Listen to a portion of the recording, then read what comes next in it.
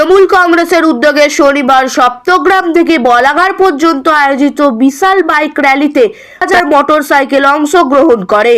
কয়েক কিলোমিটার জুড়ে বিস্তৃত এই র্যালিতে দলীয় কর্মী, যুব সমর্থক ও নেতৃত্বের উপস্থিতি ছিল চোখে পড়ার মতো। সপ্তগ্রাম থেকে যাত্রা শুরু করে র্যালিটি বলাগড়ে গিয়ে শেষ হয়। পুরো পথ জুড়ে দলীয় পতাকা, ব্যানার ও ফেস্টুনে সজ্জিত ছিল এলাকা। অংশগ্রহণকারীরা দলীয় স্লোগানে মুখরিত করে তোলেন পরিবেশ।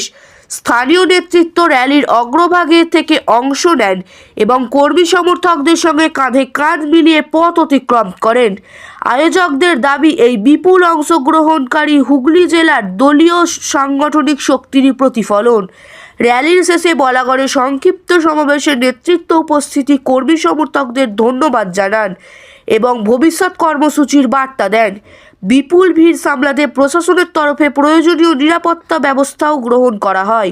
চলুন ঘটনাটি বিস্তারিতভাবে দেখে নেওয়া যাক বাংলার আওয়াজ আরামবাগের পর্দায়।